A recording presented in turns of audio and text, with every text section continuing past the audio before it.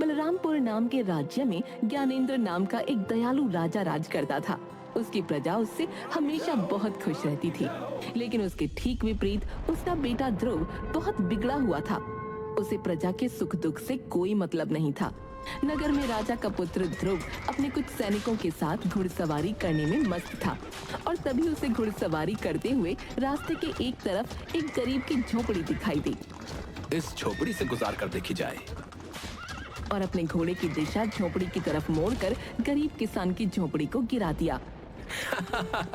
अरे वाह, मेरे घोड़े तो कमाल के हैं, मजा आ गया। अब घुड़सवारी का मजा आया।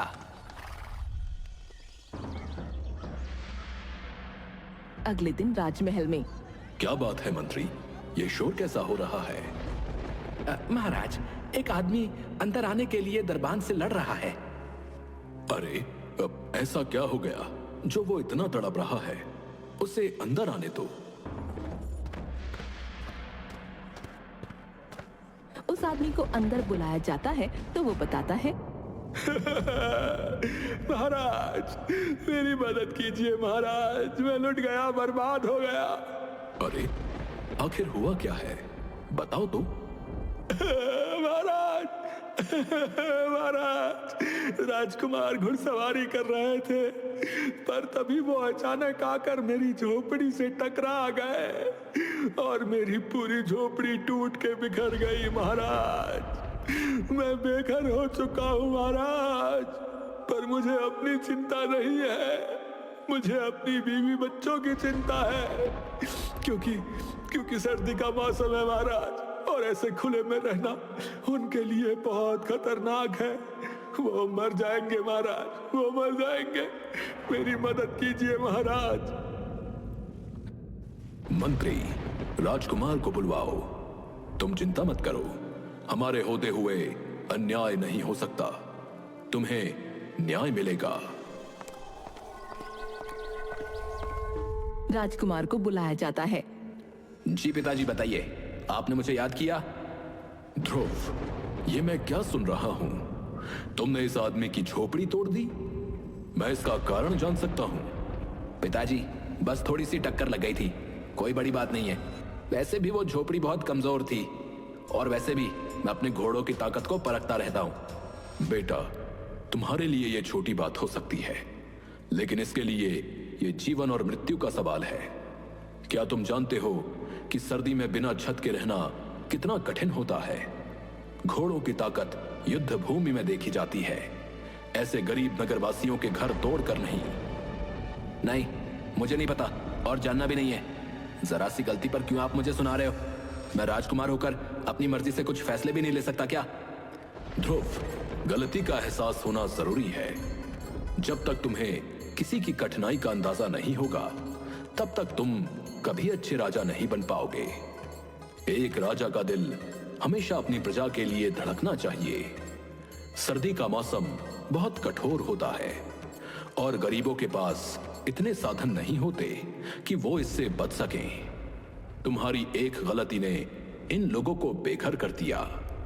हाँ हाँ पिताजी, मैं समझ गया, अब मैं चलता हूँ। राजकुमार ने राजा की बातों पर कोई खास ध्यान नहीं दिया और वहाँ से चला गया। फिलहाल राजा ने उस आदमी की झोपड़ी वापस ठीक करवा दी, लेकिन कुछ ही दिन बाद राजकुमार ने फिर से एक गरीब आदमी की झोपड़ी को तोड़ दिया, और वो भी सिर्फ इसलिए क्योंकि वो रास्ते में उसे अच्छी नहीं लग रही थी। ध्रुव, तुम्हारा दिल पत्थर का हो गया है। तुमने फिर से एक गरीब की झोपड़ी तोड़ दी। क्या तुम्हें सर्दी में लोगों की तकलीफ का जरा भी एहसास नहीं है? पिताजी, वो झोपड़ी रास्ते में थी, मेरा मन खराब होता था उसको देखकर। बस, बहुत हो गया। तुम्हें अपनी प्रजा की पीड़ा का कोई एहसास नहीं। अगर तुम में संवेदना नहीं है तो तुम राजा बनने के काबिल नहीं हो। अब तुम इस महल से निकल जाओ। जाओ और देखो कि गरीबों की सर्दी कैसी होती है। जब तुम उनकी तकलीफें खुद महसूस करोगे, तब शायद तुम्हें समझ आएगा कि राजा का दिल कैसा होना चाहिए। आप मजाक कर रहे हैं ना? मैं राजकुमार हूं इस नगर का, आप मुझे नहीं निकाल सकते। तुम्हें हर बात मजाक ही लगती है, लेकिन ये मजाक नहीं है। चले जाओ यहां से। सिपाहियों, इसे महल से बाहर निकाल दो। अरे अरे मुझे हाथ मत लगाना पिताजी, आप ऐसा नहीं कर सकते पिताजी। राजा के आदेश पर राजकुमार को महल से बाहर निकाल दिया जाता है। वो पूरे दिन तो इधर उधर घूमता रहा, लेकिन रात होते ही उसे बहुत तेज सर्दी लगने लगी। अब तो काफी वक्त बीत गया। पिताजी ने दरबानों को आदेश दे दिया होगा कि मुझे अंदर आने दिया जाए। हाँ, अंदर चलकर देखता हूँ। वो महल में जाने की कोशिश करता है, पर दरबान उसे अंदर नहीं जाने देता। माफी चाहूंगा राजकुमार, लेकिन महाराज का आदेश है कि आपको अंदर न आने दिया जाए। अरे यार, मुझे लगा था शाम तक पिताजी का दिल पिघल जाएगा, पर ये तो बड़े सख्त हो गए। अब मैं कहाँ जाऊं? वो ठंड में ठिठुरता हुआ आगे चल पड़ता है। ठंड से उसकी हालत खराब हो रही थी। उसे समझ नहीं आ रहा था कि वो कहाँ जाए और क्या करे। तभी रास्ते में उसे मोहन मिला। अरे राजकुमार, आप इतनी ठंड में यहाँ क्यों टहल रहे हैं? तुम्हारी वजह से मेरे पिताजी ने मुझे महल से निकाल दिया। तो आइए, आप मेरे घर में आ जाइए। यहीं सामने मेरी झोपड़ी है, महाराज ने ठीक करवा दी थी। तुम अगर नहीं भी कहते ना, तो भी मैं आने ही वाला था, क्योंकि तुम्हारी ही वजह से मैं बेघर हुआ हूँ। राजकुमार मोहन के साथ उसकी झोपड़ी में पहुंचता है, जहां उसकी पत्नी और बेटा उसका स्वागत करते हैं। अरे राजकुमार, आप आइए आइए। राजकुमार, आपके कपड़े तो बहुत सुंदर हैं। मैं इन्हें छूकर देख सकता हूँ क्या? ए, हाथ मत लगा। तुम लोग इतनी छोटी सी झोपड़ी में कैसे रहते हो? मैं कहाँ लेटूं? बिस्तर कहाँ है? मुझे क्या पता था कि मुझे ऐसे दिन भी देखने पड़ेंगे। हमारे पास बिस्तर नहीं है, हम नीचे ही लेटते हैं। ये लीजिए आपकी चादर, लेट जाइए। राजकुमार एक चादर लेके लेट तो जाता है, लेकिन उसे बहुत ज्यादा ठंड लगती है, तो वो उन तीनों की चादर भी उनसे छीन लेता है। लाओ, मुझे दो ये चादरें, मुझे ठंड लग रही है बहुत तेज। हे भगवान, कितनी ठंड है। ये नगरवासी इतनी ठंड में इस झोपड़ी में पता नहीं कैसे रहते हैं। राजकुमार तो 4 चादरें ओढ़कर सोता है और वो लोग रात भर ठंड से कंपकपाते रहते हैं। सुबह होते ही गंगा देखती है कि सूरज ठंड से कांप रहा है और उसका शरीर तप रहा है। सूरज को तो बहुत तेज बुखार हो गया है। अरे अरे मेरे बच्चे, क्या हो गया तुझे? वैद्य को बुलाइए। सूरज उठो बेटा। अजी सुनो ना, कुछ करिए, आप वैद्य जी को बुलाइए। पर गंगा, मेरे पास तो वैद्य को देने के लिए पैसे भी नहीं है। क्या हुआ?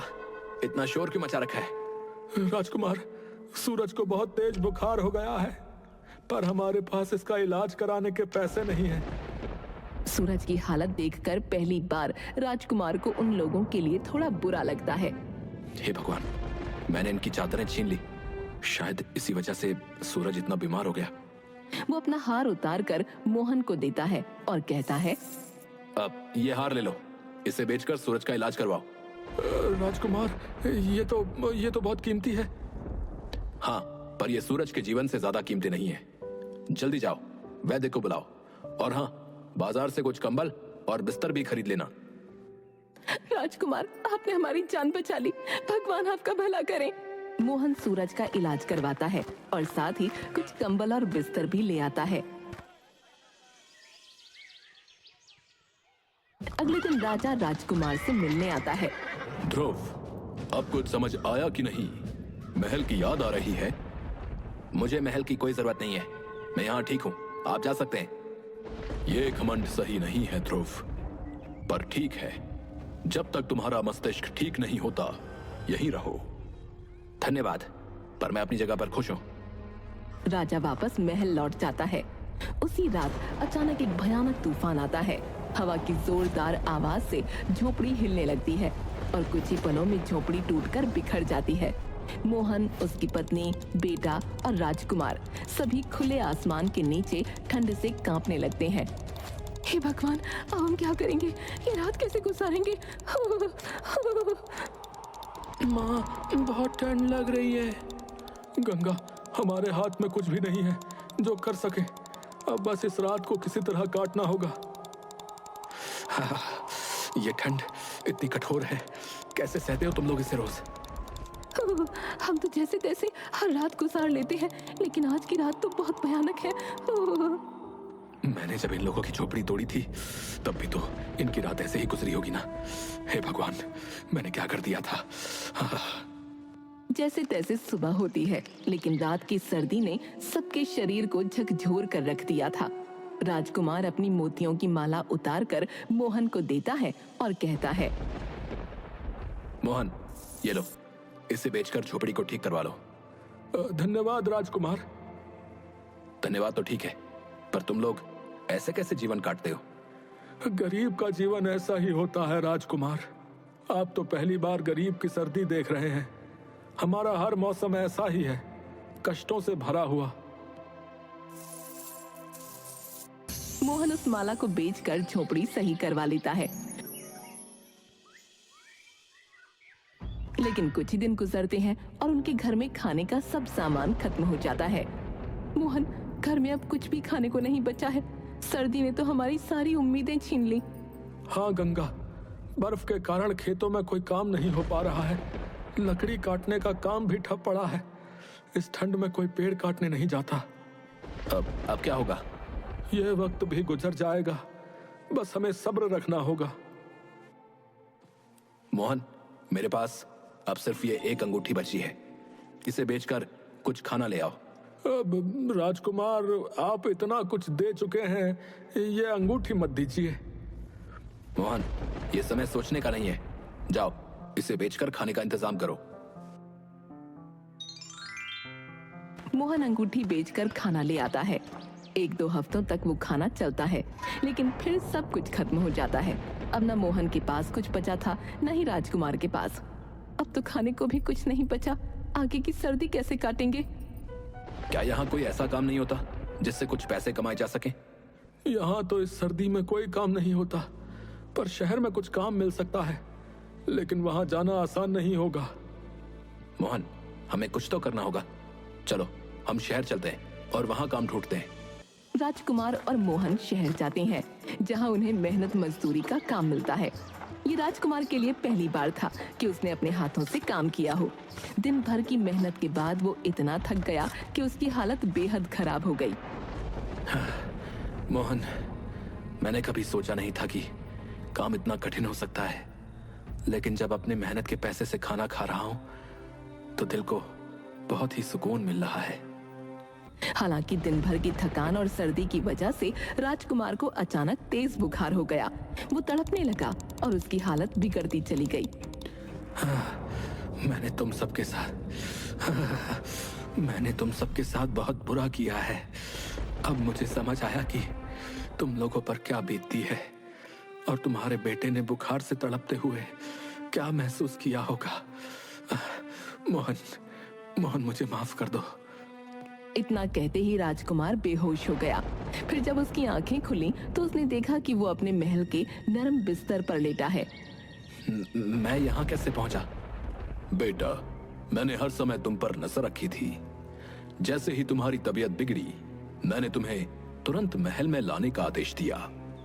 पिताजी, मुझे वापस जाना है। मैं मोहन और उसके परिवार के साथ रहना चाहता हूँ। नहीं बेटा, अब तुम जान चुके हो कि गरीबों का जीवन कितना कठिन होता है। तुमने उनकी परेशानियां महसूस की हैं।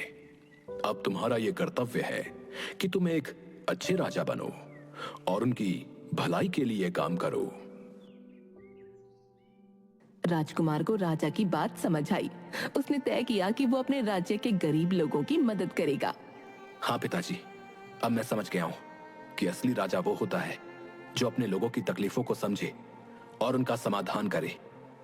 मैं वचन देता हूँ कि इस सर्दी के खत्म होने से पहले मैं गरीबों के लिए गर्म कपड़े, कंबल और बेहतर आवास की व्यवस्था करूंगा। राजकुमार ने अपने वचन को निभाया। उसने गरीबों के लिए न सिर्फ गर्म कपड़ों की व्यवस्था की, बल्कि उनके लिए नए घर भी बनवाए और नए रोजगार के अवसर भी दिए। राजकुमार के इस कदम से राज्य के लोगों का जीवन बेहतर हुआ और उन्होंने अपने राजा की दिल से सराहना की।